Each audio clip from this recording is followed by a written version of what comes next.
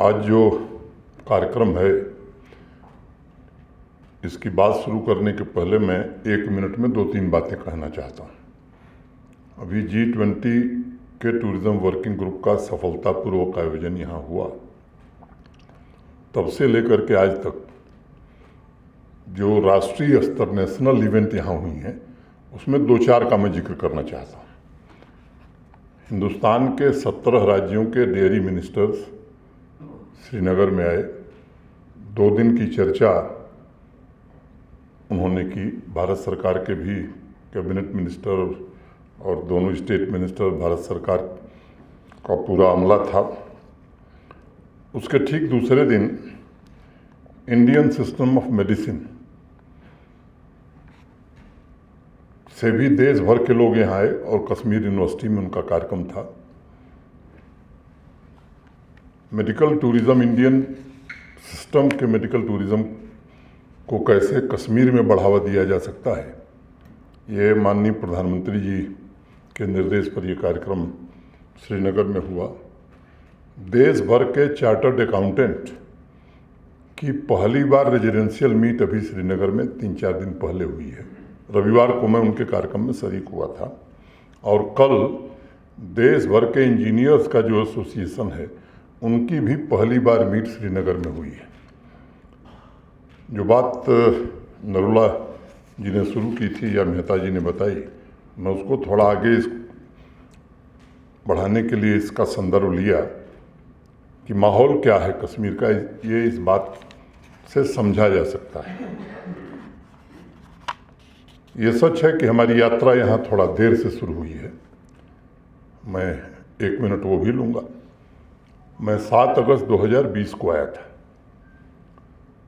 अक्टूबर का महीना था और उस समय के चीफ सेक्रेटरी ने मुझसे कहा कि साहब दरबार मूव होने वाला है, आपको ज़रा चलना पड़ेगा।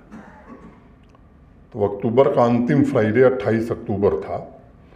मैं गया तो मेरी आंखों के सामने 217 ट्रकों में फाइल लद करके मैंने पूछा है क्या ये, तो उन्होंने कहा कि ये फाइल्स हैं, अब ये जम्मू जा रही हैं। उस दिन हम लोगों ने तय किया कि अब अगली बार मई में जब जम्मू से वापस श्रीनगर आएंगे तो कोई ट्रक फाइल लेकर वापस नहीं आएगी। और अभी मेहता साहब ने आपको बताया कि अब हमारी सर्विसेज ऑनलाइन हो गई हैं। पब्लिक सर्विस गारंटी एक्ट में जिन सर्विसेज का जिक्र है उसमें 100 से ज़्यादा ऑटो एस्केलेशन मोड में आ गई हैं और बाकी भी इस महीने तक कर दी जाएंगी। तो देश, अब बेंगलोर से हम तुलना अभी नहीं कर सकते, लेकिन यात्रा हमने देर से शुरू की। उपलब्धियां हमारी अल्प समय में अच्छी रही हैं, ये मैं आज कह सकता हूं। और अनुकूल वातावरण बनने लगा है। तो मैं इलेक्ट्रॉनिक्स और कंप्यूटर सॉफ्टवेयर में भारतवर्ष के premier trade promotion organisation ESC India और KCCI के बीच आज हो रहे अनुबंध के लिए मैं दोनों संगठनों को हृदय से पहले बधाई देता हूँ। ये MOU जम्मू कश्मीर में इंफॉर्मेशन टेक्नोलॉजी के पेनिट्रेशन, IT स्टार्टअप्स की हैंड होल्डिंग, इंडस्ट्रीज़ की मेंटरिंग, IT SMEs के लिए सपोर्ट सिस्टम की व्यवस्था करने तथा IT के क्षेत्र में ट्रेंड ह्यूमन कैपिटल तैयार करने में मील का पत्थर साबित होगा, ऐसा मैं मानता हूँ। कई बार जब 2 पार्टियों के बीच अनुबंध होता है, MOU साइन होता है, तो शुरुआत टर्म ऑफ रेफरेंस से होती है, लेकिन समय के साथ ये संबंध गहरे होते जाते हैं और पार्टनरशिप अधिक व्यापक और विस्तृत होती जाती है। मुझे उम्मीद है कि ESC इंडिया तथा KCCI के बीच ये संबंध आने वाले दिनों में और प्रगाढ़ बनेंगे तथा इंफॉर्मेशन टेक्नोलॉजी के विकास के लिए ये साझेदारी भविष्य में निश्चित रूप से महत्वाकांक्षी लक्ष्य तय करेगी। अब जम्मू कश्मीर दूसरे तरह के निर्णय लेने के लिए जाना जाता है। मैं डिटेल में नहीं जाना चाहता हूँ। केवल एक उदाहरण, हमारे सेक्रेटरी इंडस्ट्री IPS ऑफिसर है। मैं इसलिए इसको उद्धृत कर रहा हूँ कि आउट ऑफ द बॉक्स सोच के साथ कि कौन चीज़ों को आगे बढ़ा सकता है, कौन ज़मीन पर बेहतर काम कर सकता है, उसकी प्रतिभा क्या है, उसको देख कर के लोगों को अवसर दिया जा रहा है। और मैं पूरी तरह आश्वस्त हूँ, जहाँ से इन्होंने पढ़ाई की है, जो इनका पिछला पास्ट एक्सपीरियंस है, ये एक बड़े एसेट जम्मू कश्मीर के इंडस्ट्रियलाइजेशन में साबित होने वाले हैं आने वाले समय में। मैं उम्मीद करता हूं कि आज जो साझेदारी हुई है ऐसे उद्देश्य की प्राप्ति में योगदान करेगी जो हमारी प्राथमिकताओं में से एक है। हम भी चाहते हैं कि नॉर्थ इंडिया में जम्मू कश्मीर भी एक आईटी हब के रूप में आने वाले दिनों में उभरे और डिजिटल सोसाइटी पूरी तरह से बने, इसकी अब भरसक कोशिश हम सब ने की है। सबसे बड़ी बात यह है कि इस प्रोसेस को नई गति देनी है, क्योंकि मैंने पहले कहा कि यहाँ पेनिट्रेशन भी कम था, शुरुआत भी देर से हुई, सरकारी कामकाज में भी मैंने इसका प्रयोग हम कम करते थे। लेकिन एक छोटा उदाहरण और मैं देना चाहता हूँ। 13-14 में जम्मू कश्मीर में पूरे वर्ष भर में 26 लाख ई ट्रांजैक्शन रिकॉर्ड किए गए थे 13-14 में, यानी 365 दिन में 26 लाख ई ट्रांजैक्शन, और आज की तारीख में प्रतिदिन 25 लाख से ज़्यादा ई ट्रांजैक्शन जम्मू कश्मीर में हो रहे हैं। तो मैं समझता हूँ कि ये भी हमारी बदलती हुई परिस्थिति का संकेत करता है। तो ये एक बड़ा फ़र्क आया है और उस फ़र्क तथा नए जम्मू कश्मीर की छलांग को इन 1-2 उदाहरणों से समझने में आप सबको मदद मिलेगी। ये सच है कि माननीय प्रधानमंत्री जी के नेतृत्व में सही मायने में डिजिटल इंडिया का स्वप्न साकार होता हुआ दिख रहा है। संदीप जी ने जो बताया है, मैं उसके विस्तार में नहीं जाना चाहता हूँ। मैं समझता हूँ कि कश्मीर से लेकर कन्याकुमारी तक इलेक्ट्रॉनिक्स, कम्युनिकेशन तथा टेक्नोलॉजी के लैंडस्केप और बिजनेस के आमूल-चूल परिस्थितियों में बड़ा बदलाव आया है।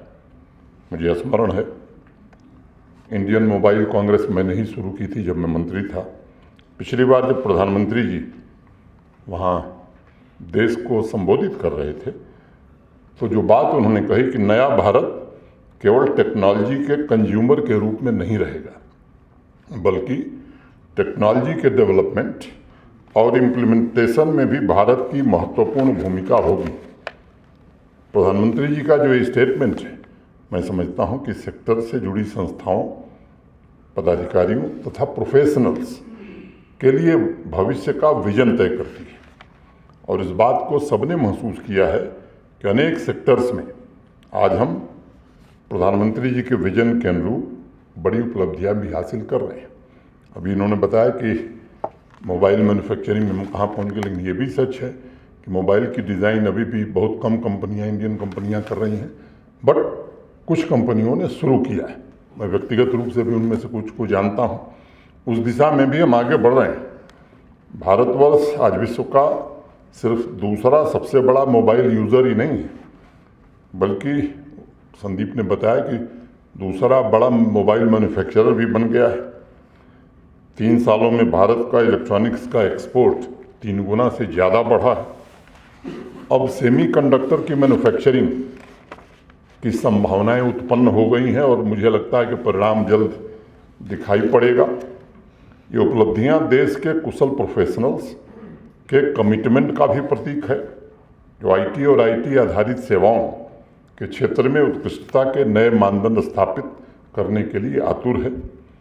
हार्डवेयर के क्षेत्र में भी जो प्रयत्न हुए हैं उसके परिणाम दिख रहे हैं और देश को उम्मीद है कि उस क्षेत्र में भी आत्मनिर्भरता भारत को जल्द मिल जाएगी। जम्मू कश्मीर में भी बुनियादी इंफ्रास्ट्रक्चर, नई संस्थाओं की स्थापना, मॉडर्न टेक्नोलॉजी के लिए उच्च शिक्षा की बुनियादी सुविधाओं का विस्तार किया जा रहा है। हमारा लक्ष्य भी है। आईटी इंडस्ट्री जम्मू कश्मीर के भविष्य को नया आकार दे सकती है। अभी स्टार्टअप्स की चर्चा हुई। वैसे तो department of promotion of industry and internal trade के रिकॉग्नाइज्ड स्टार्टअप्स हमारे यहाँ केवल 500 है, लेकिन 1600 से ज़्यादा है ये संख्या, भले उनको मान्यता अभी नहीं मिली। ये सभी स्टार्टअप्स जम्मू कश्मीर की इकोनॉमिक ग्रोथ को ड्राइव भी कर रहे हैं और प्रयत्नशील भी हैं। ESC इंडिया के MOU से IT सेक्टर के विकास को नई ऊर्जा एवं गति भी मिलेगी और इंफॉर्मेशन कम्युनिकेशन टेक्नोलॉजी सेक्टर को जम्मू कश्मीर की आवश्यकताओं के अधिक अनुरूप बनाया जा सकेगा। टैलेंट की कमी नहीं है, खासतौर से हमारा जो यूथ है। देश के किसी हिस्से से मैं अगर तुलना करता हूं तो बेहतर नौजवान यहाँ मुझे दिखाई पड़ता है और डेवलपर्स के रूप में जम्मू कश्मीर की 5-6 बड़ी कंपनियों के साथ जुड़कर नई तकनीक के एक्सपोर्ट की संभावनाओं को हमारे युवा साथी साकार बना रहे हैं। उस दिशा में IT डिपार्टमेंट, हमारा इंडस्ट्री डिपार्टमेंट, KCCI तथा अन्य स्टेक होल्डर्स मुझे लगता है इसमें मिल करके बड़ा काम कर सकते हैं। तो एक तो इंडस्ट्री सेक्रेटरी से मेरी अपेक्षा होगी कि जो हमारा सॉफ्टवेयर टेक्नोलॉजी पार्क उसका यूटिलाइजेशन कितना हो रहा है, ये हमको लगता है कि तुरंत देखने की आवश्यकता है। दूसरा, अभी ईमार UAE का जो ग्रुप है उसको ज़मीन हम लोगों ने दी है और IT टावर बनाने के लिए। कुछ दिन पहले ही मेरी उनसे चर्चा हुई थी। वो मॉल भी बना रहे हैं 10 लाख स्क्वायर फुट का IT टावर श्रीनगर और जम्मू में भी। बातचीत में मुझे लगा कि उनकी रुचि माल बनाने में ज़्यादा है और इसको बनाने में थोड़ा वो बैक बेंच पर थे। तो मैंने उनको कहा कि भाई अगर ये करेंगे आप तो ज़मीन कैंसिल करना भी हमको आता है, इसलिए मैं चाहता हूँ कि ये IT टावर का निर्माण भी साथ साथ शुरू करिए, ये अच्छा रहेगा। और उन्होंने भरोसा दिया है कि नहीं साहब, हम दोनों साथ साथ करेंगे। छोटी कंपनियों की हैंड होल्डिंग करना ये आवश्यक है ताकि आने वाले समय में इस सेक्टर के विकास के साथ जम्मू कश्मीर के नॉलेज नेटवर्क में वो अपना योगदान दे सकें।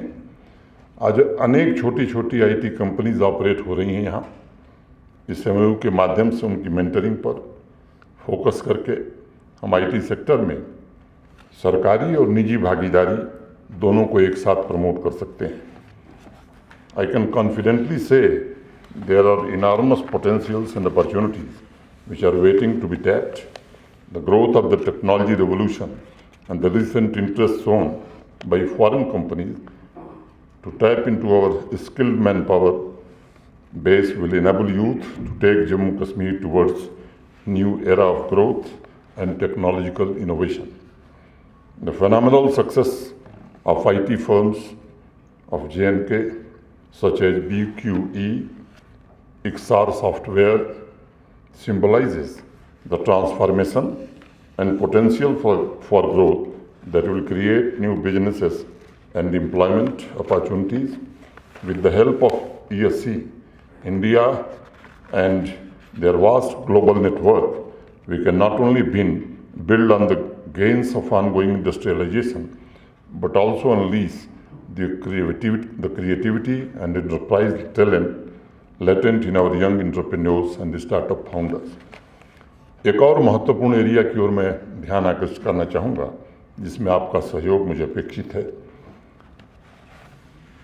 जम्मू कश्मीर की 70% आबादी एग्रीकल्चर और एलाइड सेक्टर से जुड़ी हुई है। मोटे तौर पर 13 लाख परिवार हैं जो इस काम में लगे हुए हैं और मैं पूरी तरह से ये भरोसा रखता हूँ कि अगर उनके जीवन में बड़ा बदलाव हम ला सकें तो जम्मू कश्मीर को ट्रांसफॉर्म करने में हमें काफ़ी सुविधा होगी, सहूलियत होगी। पिछले वर्ष देश भर के जाने माने कृषि वैज्ञानिकों को हम सब ने यहाँ निमंत्रित किया था। हमारे जो दोनों विश्वविद्यालय हैं एग्रीकल्चर के, इसकास्ट कश्मीर और इसकास्ट जम्मू के वाइस चांसलर भी थे, एग्रीकल्चर और लाइन डिपार्टमेंट के हमारे सभी अफसर भी थे। 3 दिन बैठ करके उन्होंने एक डॉक्यूमेंट बनाया होलिस्टिक एग्रीकल्चर डेवलपमेंट प्लान करके और 29 इंटरवेंशंस उन्होंने प्रपोज किए। उसमें एग्री इंटरप्रेन्योर, एग्री टेक अनेक बातें हैं। उसमें मैं आप सबसे अनुरोध करूंगा कि आपका सहयोग, क्योंकि टेक्नोलॉजी के माध्यम से उसको और तेज़ गति से हम इम्प्लीमेंट कर सकते हैं। पिछले 3 वर्षों के प्रयासों से जम्मू कश्मीर के किसान की आमदनी पहले की तुलना में काफ़ी बढ़ी है और देश के शीर्ष 5 राज्यों में हम आ गए।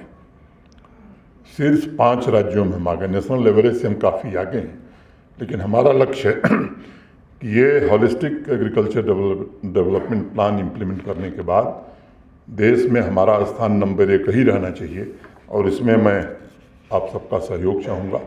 ख़ासतौर से जो मार्जिनल फार्मर्स हैं, लगभग 2,62,000 फैमिली हैं जिनके पास लैंड होल्डिंग कम है, उसमें टेक्निकल इंटरवेंशंस की अपार संभावनाएं हैं, और फार्म इनपुट से लेकर रिटेलिंग तक टेक्नोलॉजी के इस्तेमाल से किसान भाइयों का जीवन हम बेहतर बना सकते हैं। मुझे विश्वास है कि एग्रीटेक सेक्टर में निहित संभावनाएं स्टार्टअप्स, एंटरप्रेन्योर्स तथा इन्वेस्टर्स को असीमित संभावनाएं आपके साथ सहायता से हम उपलब्ध करा सकते हैं, और Jammu Kashmir in cutting edge technologies का सिर्फ कंज्यूमर नहीं बल्कि देश के अन्य राज्यों को भी सपोर्ट देने वाला यूटी बन सके, इसके लिए हम सब काम करना चाहते हैं। जम्मू कश्मीर में इंफॉर्मेशन कम्युनिकेशन तथा टेक्नोलॉजी सेक्टर के ग्रोथ के लिए सही वातावरण तैयार करने और एंटरप्रेन्योर्स को सपोर्ट करने के लिए यहाँ का प्रशासन पूरी तरह से प्रतिबद्ध है।